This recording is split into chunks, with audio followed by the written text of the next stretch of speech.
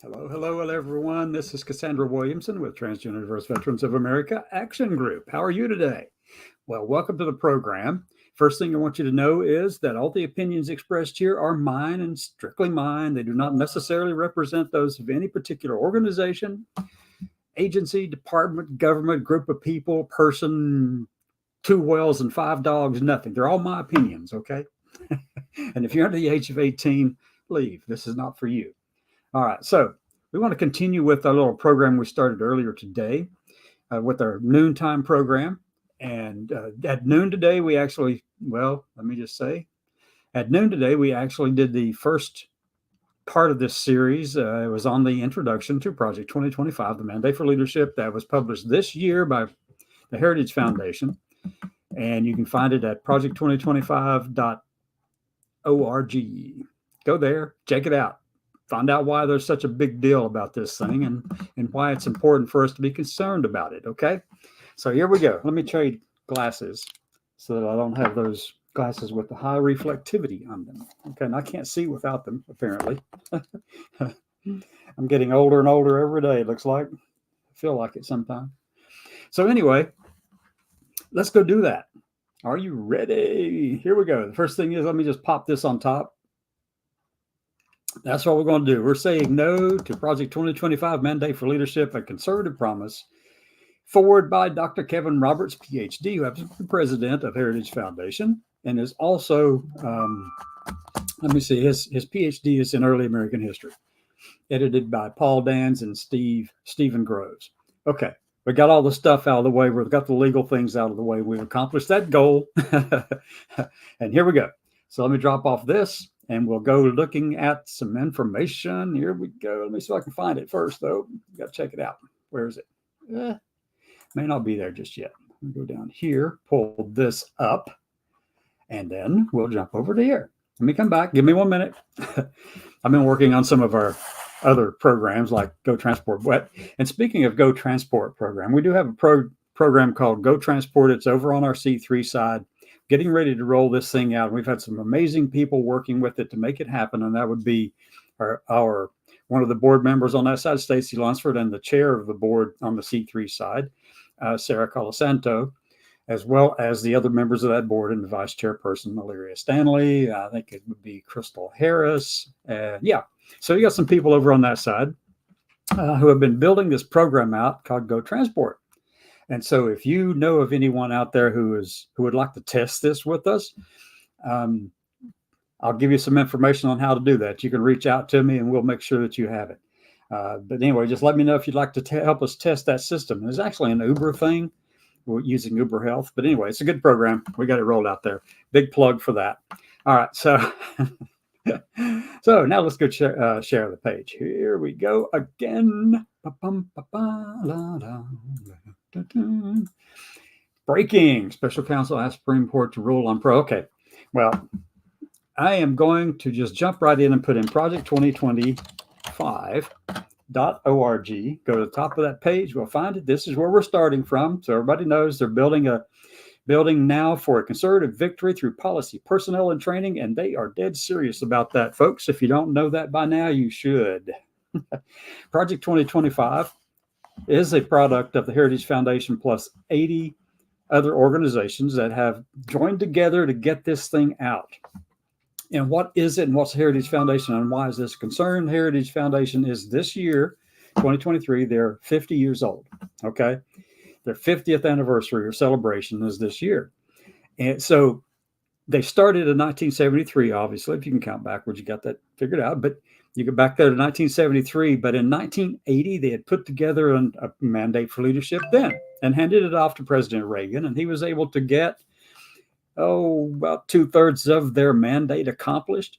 That mandate, though, was elementary level product compared to this modern version of the modern Project 2025.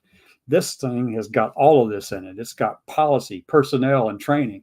They want to bring it all together to make the new president have the easiest job possible on day one to go in and activate first Schedule F so that they can hire and fire at will any federal employee within the executive branch of the U.S. government. I mean, they just apply Schedule F to it That's what Trump did at the end of his administration. He didn't get to put it into force. A lot of the stuff, by the way, it's in all this. If they start implementing it, they'll be sued. It'll be litigated left and right. But their goal is to get something to stick. They'll just do a shotgun blast of all these different things out there that they want done and hope that something will stick and get through. And so that's the idea. They keep pushing it and keep pushing it. And that's what, if a conservative wins in November of this coming year, 2024, and then on January the 20th of 2025, they stand up there and they go, so help me God, at noon Eastern on January the 20th, then this project will have trained people and have the policy laid out that they would like to see the new president, if they're conservative, accomplish. And they've been pretty successful at it. This one, though, puts the other one to shame. This is a postdoc level mandate for leadership, whereas the other one was juvenile. The one that gave to Reagan, comparatively, that's what I'm saying. I mean, this is night and day different.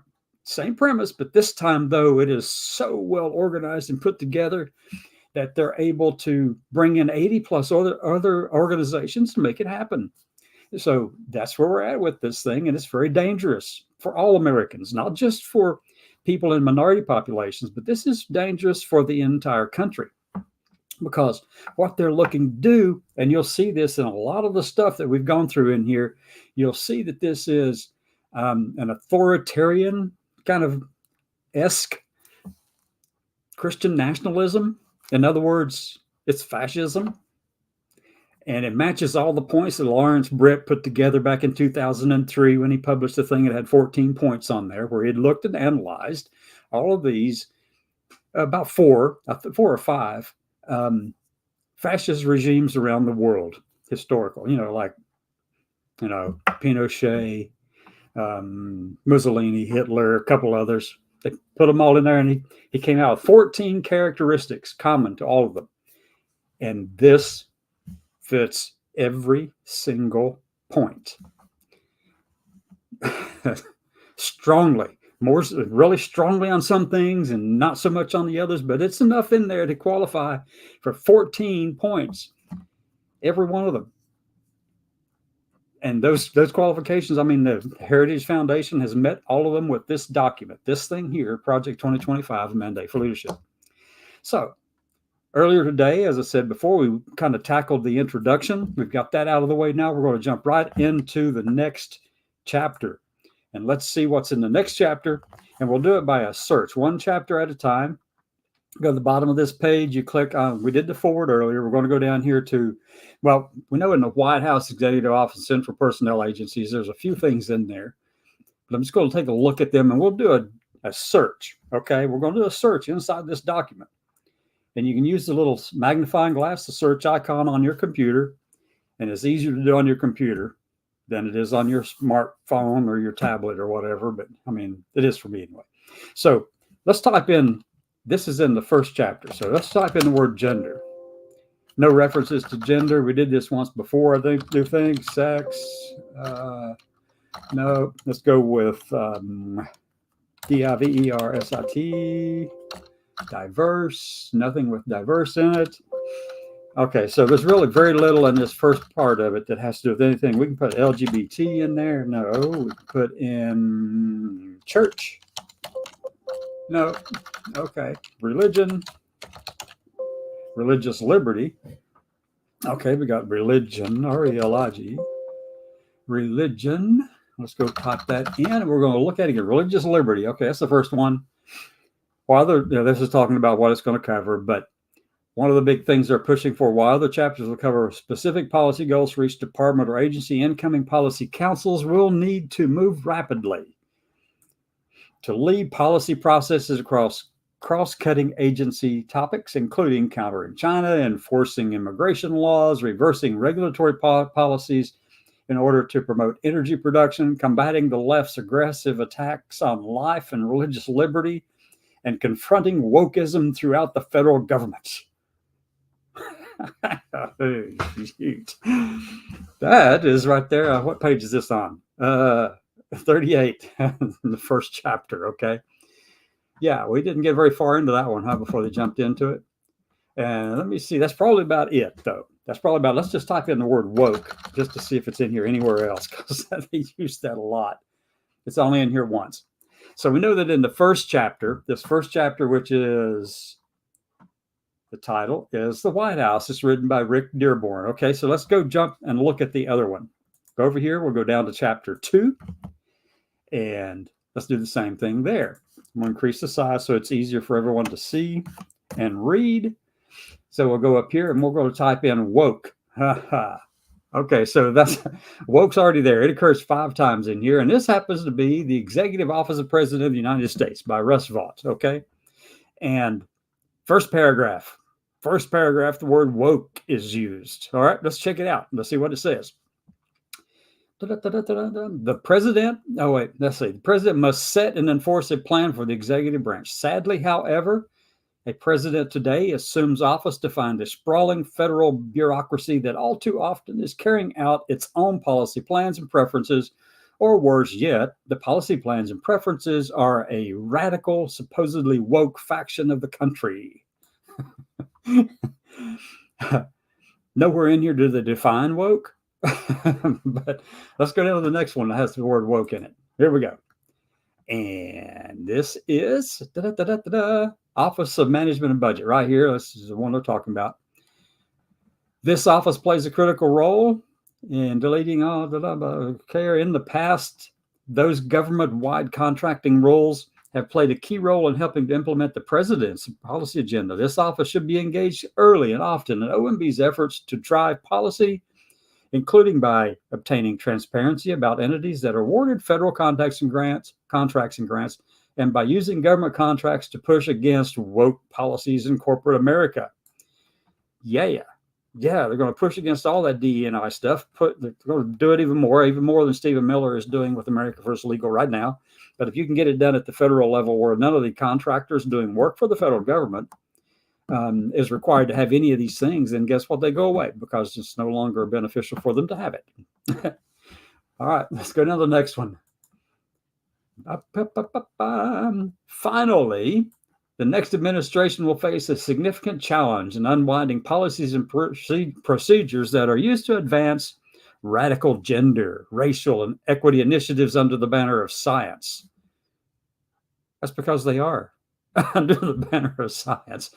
Similar, the Biden administration's climate fanaticism will need a whole of government unwinding, as with other federal departments and agencies. The Biden administration's leveraging of the federal government's resources to further the woke agenda should be reversed and scrubbed from all policy manuals, guidance documents, agendas, and scientific excellence and innovation should be restored to the OSTP, which is the Office of Scientific and Technology and program, something like that.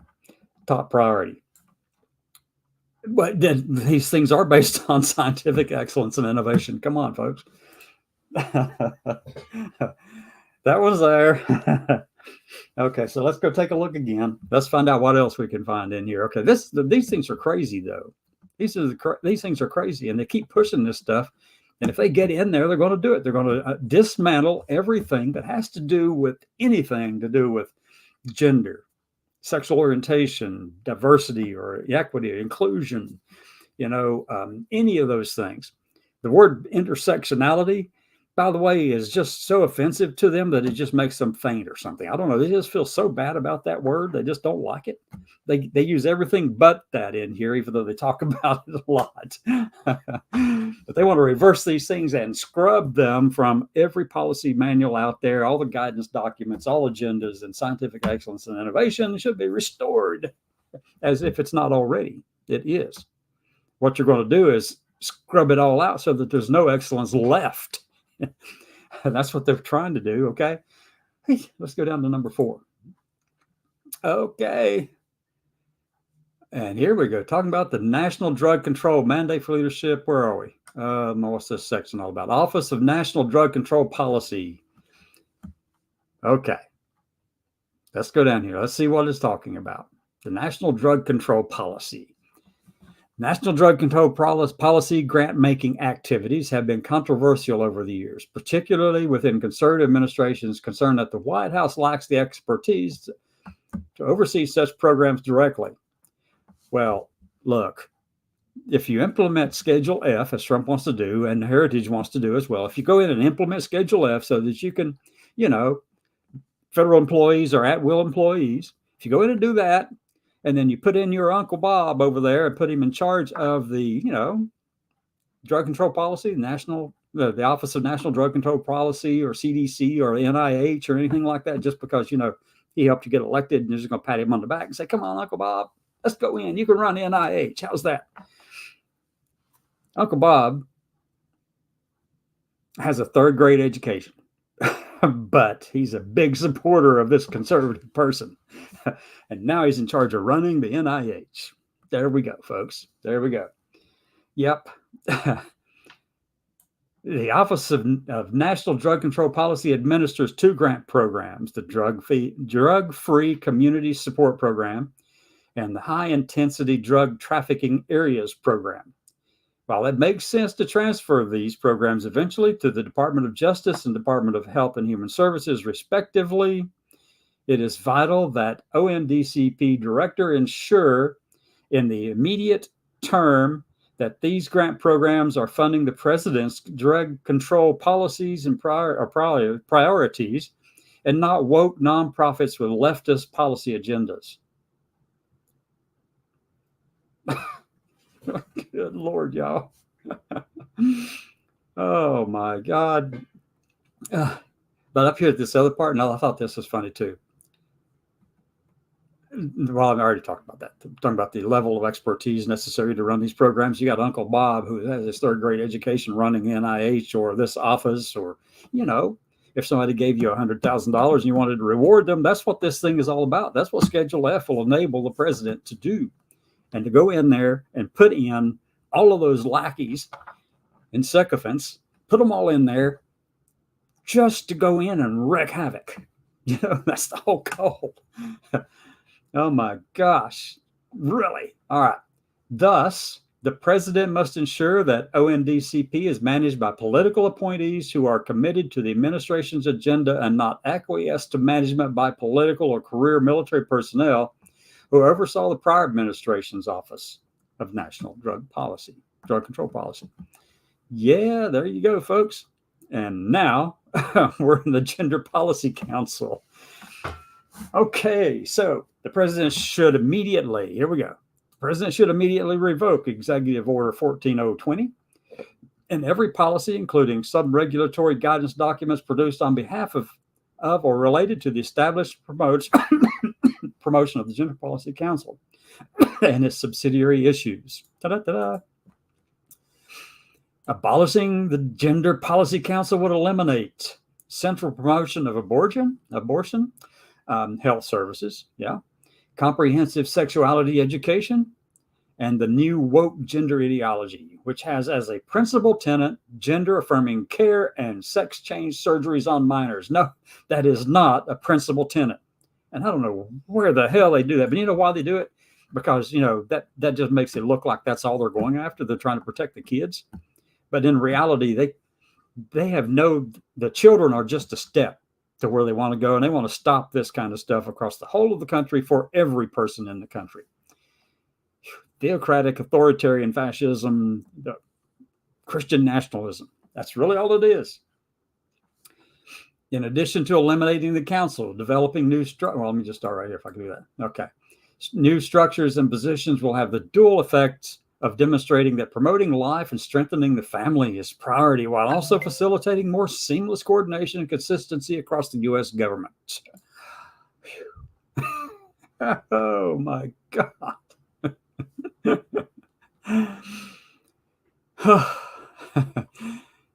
This stuff's horrible, folks. I'm laughing because it's just, I've read through this stuff so much now. I've seen so much of it that it's really just terrifying. I don't know how else to react to it. Specifically, the president should appoint a point of contact with the rank of special assistant to the president or higher to coordinate and lead the president's domestic priorities and issues related to life and family in coordination with the Domestic Policy Council.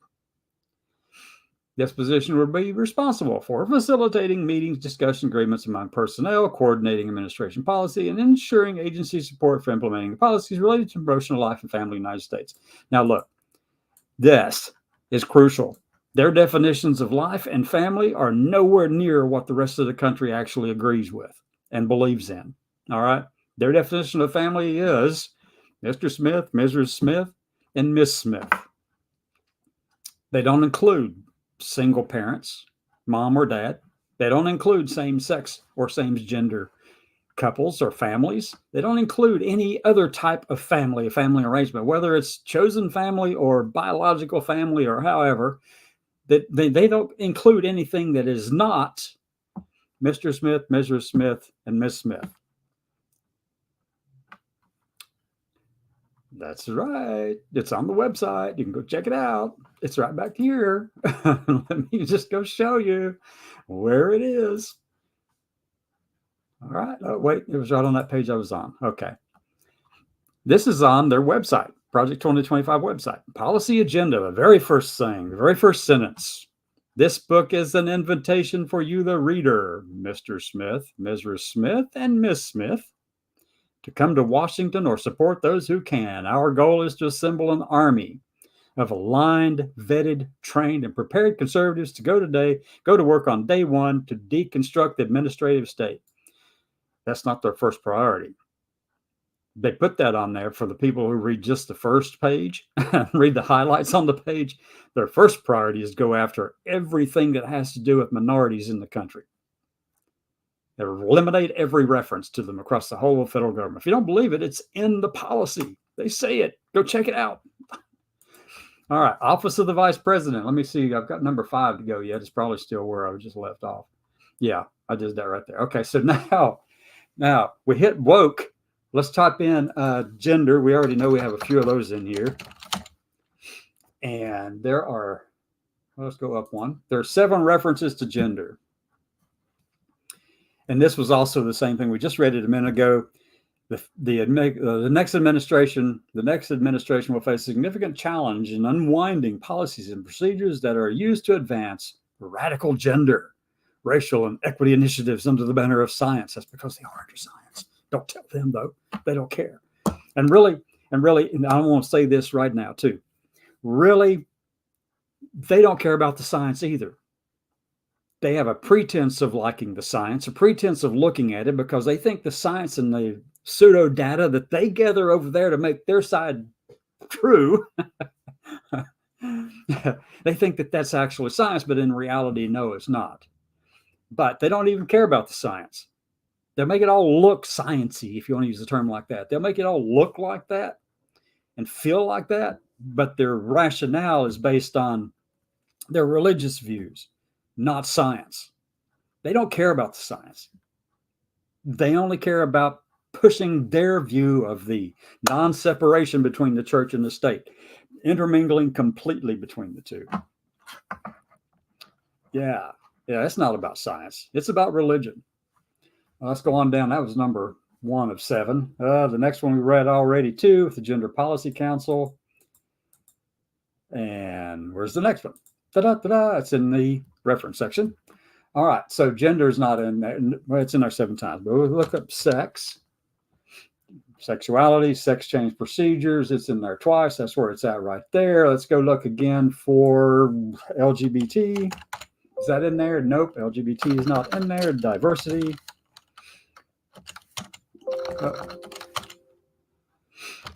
Diverse viewpoints. Okay. The process for producing assessments should include diverse viewpoints.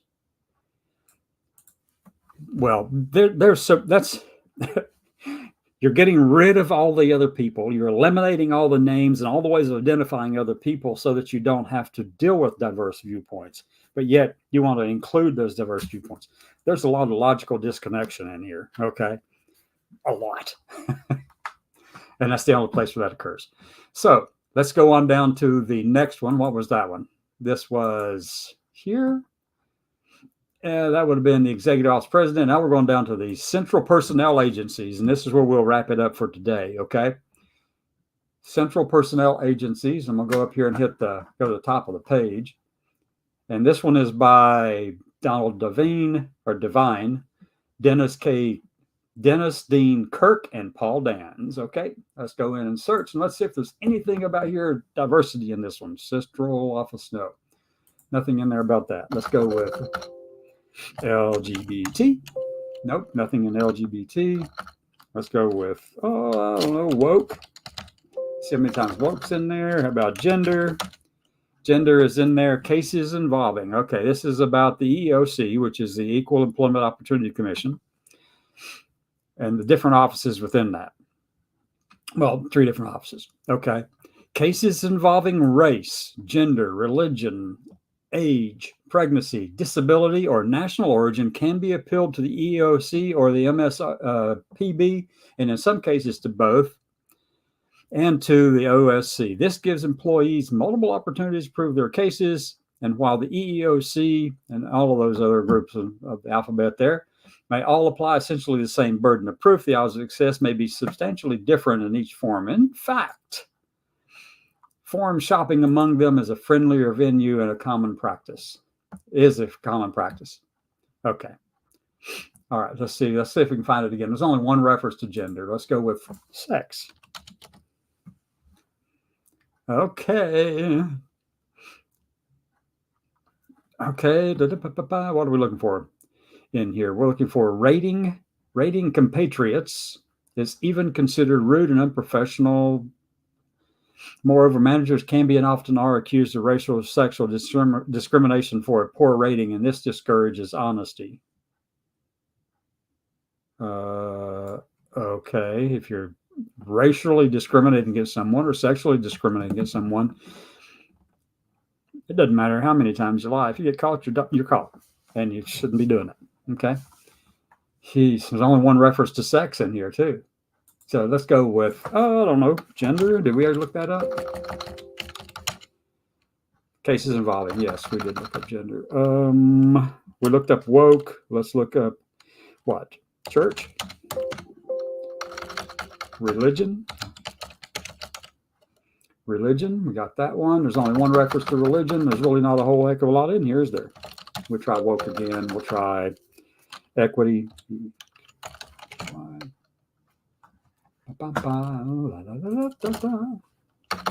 No references to equity. Yeah, no reference to equity. So we just finished section number 1. Okay.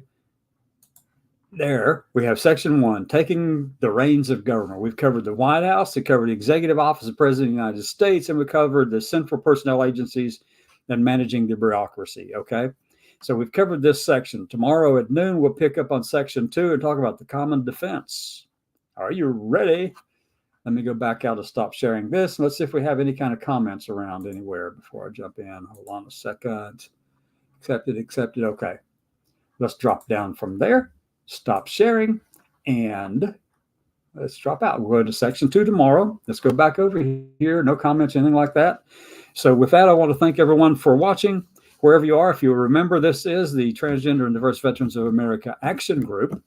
And you can always reach me wherever you want to. It's executive.director@tdva-ag.com, folks.